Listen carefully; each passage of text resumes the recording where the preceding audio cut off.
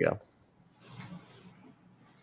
Okay, we are live. Welcome, everybody. My name is Crystal. I'm from the Miami Short Film Festival, and this is our MIAMIsFF Virtual Q&A Series that we're going to be doing with some of the filmmakers whose films are showing in our virtual program this year.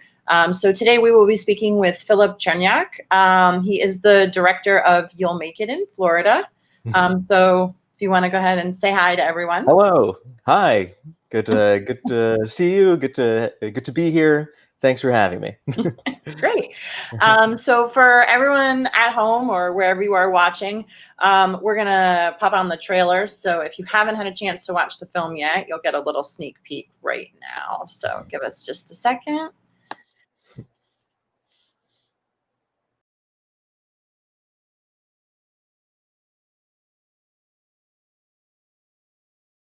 Safety. Remain seated with your arms and legs inside the vehicle. I figured if you can't come to Florida, why not have Florida come to you? That, doesn't sound safe.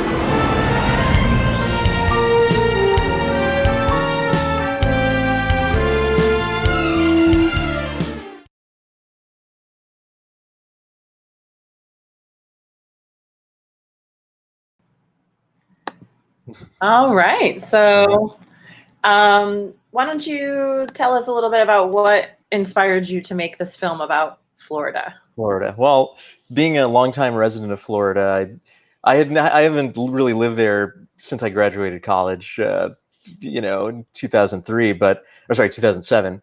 But I, for many years, wanted to make a film about Florida, but I didn't want to make it super autobiographical. And I was kind of grappling with how would I approach making a film about my home state? Because I was compelled to, I just didn't know how. So it was a long process of writing it and coming up with ideas. But what I basically landed on was I wanted to create a film that embodied the essence of Florida, but combined with my experiences living there, for many years, and the sort of media that I grew up with, and the sort of movies and TV shows I grew up watching. Mainly when I was young, I would watch a lot of reruns of 70s and 80s shows and a lot of Disney films, just kind of whatever was on TV. And to add on top of that, I grew up in a Russian household. Like, my parents were immigrants from the USSR.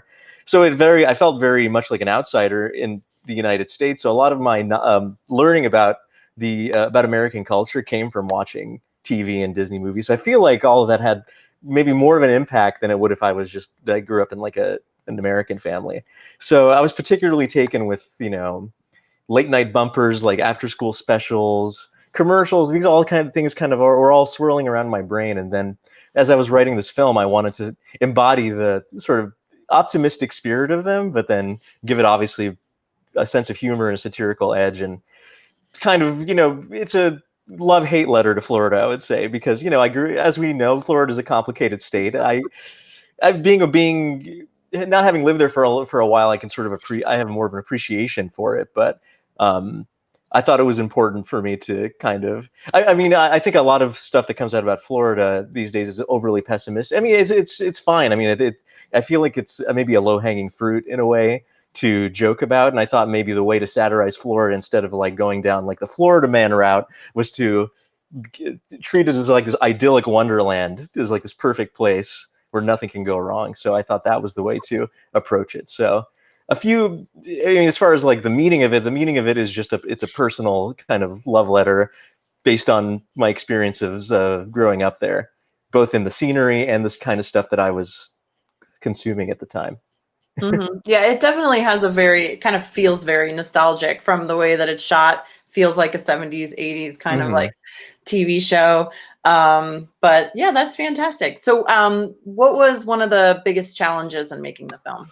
Ooh, well, I'm not going to lie, the budget. I mean, we were working on a zero budget, and I had to raise the money myself and, scramble. I mean, my day job, I work as an editor, a freelance editor. So I was kind of like scraping money away from that to funnel in. And it was a long process just to scrape this together, but it worked out. But it required, a lot of my friends and people I know to kind of pitch in and help, especially like one example is like the big tunnel set that you see in the film, the flashing Space Mountain looking tunnel. I mean, we literally, my production designer was very creative, and she built that literally out of like paper and cardboard, and it would keep falling apart. So it took us like half a day to build the structural integrity to make that thing even work, along with all the lights. So, our budget constraints kind of created more interesting challenges, like practical challenges for us, but we overcame them with teamwork, as cheesy as it sounds. I mean, I remember when that tunnel just kept collapsing time after time. It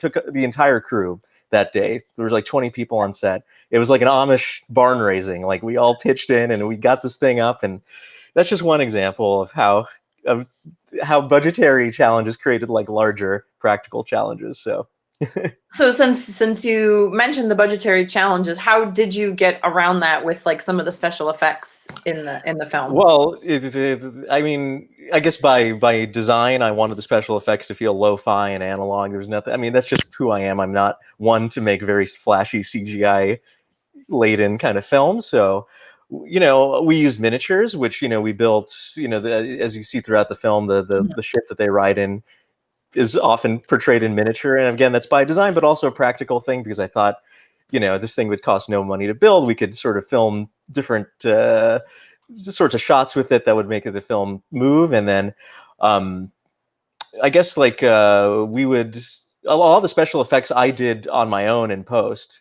Really, like I kind of relied on post production. Post production took a long time, and it was a lot of trial and error. Just I did it all on my laptop, and it was a lot of trial and error just to get those kinds of authentic 70s and 80s looking practical effects, and then also to get the look of it, to make it really feel like it was shot on film. And I wanted really to feel like something that you would like stumble on at like 3 p.m., like the ABC Saturday afternoon movie, something like that, or an after school special. So, I mean, it took a lot of time. So because we didn't have a lot of money, it took a lot of time to like get all the stuff right. And it was a very slow process, and painstaking. And I mean, I thankfully since I'm a musician, I was able to do the score on my own as well. So but again, since it was such a complicated score, it took a very, very long time of me sitting. It was great though. I mean, it really it puts you right in that space of like Thank feeling. you. I think every element of the film makes you kind of feel very nostalgic. So how long did it take? How long did it take to shoot the film, and then how much was the post editing? Well, let me think. I mean, time is very Relative. It was such it was a very stressful process. I won't lie, but I mean, to write the script took me. I mean, to conceive it took a very long time. That's a non-quantifiable number, like years maybe. But then once I started to I had a concrete idea. It took us about 6 months of pre-production, because we had to find like the cast and try to assemble all the locations and things like that. And then we shot it across. The main shoot took 5 days, which I guess is kind of a long time for a short film. And then after we shot everything with the actors, we reconvened a month later for 2 days of all of our effects shooting. So, so I mean, it was like 7 solid days of shooting, which I guess is a lot for a short. And then the whole post-production process took me like 8 months, 10 months. Wow. So, because, I'm crazy and I try to do it all myself. But that's not to say I had a great team behind me. I mean, I had a great sound mixer and a great colorist, but that all came way later, after my 8 months of toiling at the computer. So. Oh, great. So what's one thing that you would want the audience to take away from watching the film? I mean, honestly, like I make films that I want to see, and if other people happen to like them, that's great. I make them for myself first, and I feel like if it creates an emotional response, whether it's surprise or delight or all of the above, I think that's, if you, as cheesy as the saying goes, if you can reach one person, you've made a difference. And it's interesting to see the reaction to this film so far. Some people have conjured up feelings of their childhood, which is exactly kind of what I wanted to channel. But I didn't want to necessarily channel one specific thing. I personally like things that sort of are trying to evoke different things and different emotions at once. I wasn't trying to go the obvious route where I wanted to do like a parody of an after school special or parody of like a Disney or Epcot attraction. I wanted to have all these things kind of exist at the same time and it being its own thing. So if that creates some kind of unique emotional reaction, that's kind of the idea. Yeah, it did for me, because so I lived in Florida from 2000 until probably 2015 on Oh, and nice. off. But I used to go to Florida all the time when I was a kid. So like back in the 80s. Hmm. And so that's kind of what it felt like for me watching it. It felt like the Florida that I would have seen when I Yes, was and like visiting my grandparents in right. Florida.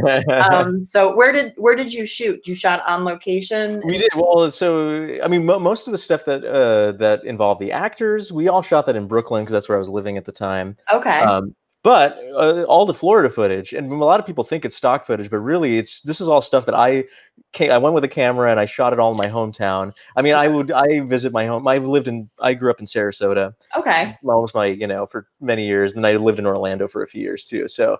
But yeah, I shot a lot of that stuff even before I had the script done, so I actually wasn't even sure what I was going to do with it. So I shot all this stuff around, like in the suburbs, and then I went to this botanic garden. That's where I shot all the flamingos, and I was literally for hours in like 90-degree heat crawling around, like in between flamingos, like filming close-ups, and people were looking at me like I was crazy. I mean, they're correct, but still, they were looking at me like I was crazy. But so yeah, and that took a few days. And then I looked at the footage I had, and based on what I had, I kind of shaped the script. I was like, oh, I have a lot of good footage, like of these botanical gardens and these like random suburbs, and I shaped the film around that basically. So there's very little stock footage in it. Like honestly, just like a few of the aerial shots, and then maybe one or two other shots, and that's it. Everything else was shot by us. Wow, that's Yeah. amazing. So I ask probably everyone this nowadays, but how are things for you during COVID? Are you working? Have you seen any? Are you doing things differently? Is there anything going on? Yeah, I mean, I think yes. I mean, I'm staying home. I'm under house arrest because of COVID. Right now, I'm in California, so it's a little. I was in New York, and here in California, it's a little easier to stretch out and feel like you're Right. not as claustrophobic during this whole time. But yeah, I mean, the creative process is interesting because I really want to move on to something else, and I have been like thinking about my next project, but there's so much uncertainty because I'm like I don't even know when or if I'll be able to shoot it. It's not something that I could shoot in like a production bubble, I don't think so. Hmm. I mean, in the meantime, I've just been keeping up, luckily, a little bit with my day job. I'm a freelance editor, so I was off for like 2 months, and now I'm working again. So work trickles in, I'm able to survive. But yeah, I mean, it's kind of interesting. I mean, I guess I kind of appreciate being forced to stay at home because then am my free time is devoted to just kind of like working on my own personal projects. But you know, I liked having the balance of my going out and then like Hmm. staying home. Here, I tend to get, as I'm sure most creative people do, like I get into my own head and I start to spiral a little bit, and I feel like I need an escape from that, but my only escape is going out in the garden on the Yeah. porch. Yeah. So Any creative spark, anything like exciting that you kind of want to work on maybe in well, the even future? before COVID started, I was trying to plan my next project. Like once I finished Florida, I sent it off to festivals. I pretty much I left it up to the hands of where it will play. So I was just, my next project I want to shoot here in LA, and it's a very LA centric film. It's again channeling the same kinds of things, but in a different way. So I wanted to shoot it. I wanted to do this story in the form of a television special from the '70s. Surprise! But but this is more based on something like I don't know if you're familiar with Marlo Thomas's special "Free to Be You and Me," that kind of thing. Uh-huh. Uh-huh. So, I Uh-huh. mean, it's very loosely based on that, but it's about like an aging celebrity trying to wrangle all these other washed up celebrities together for a special with a positive message. And of course, I mean, it's not strictly that, since it will go in different tangents, and it'll resemble a film, but also Mhm. resemble this sort of television special. And I'm thinking of shooting it maybe in 60 frames a second to give it that hyper real, Wow. like broadcast, well, as if you were watching something Yeah. broadcast in like 1982 or something. So that's what I'm working on. I'm not sure when I'm going to be able to make it, but I guess it's next on deck for me.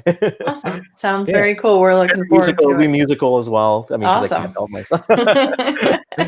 So Very interesting. All right. Well, thank you so much for taking the time to talk to us today. We've got people watching, but no one's popped in any questions. If anyone has any questions, Even about my personal life, I'm happy to answer them. Okay. No, Yeah. I'm kidding. Any questions about Any anything. questions. But thank you so much for taking the time to talk to us today. And if you want to watch the film, you'll make it in Florida. It is part of our virtual film festival. So you can go to MIAMIshortfilmfestival.com.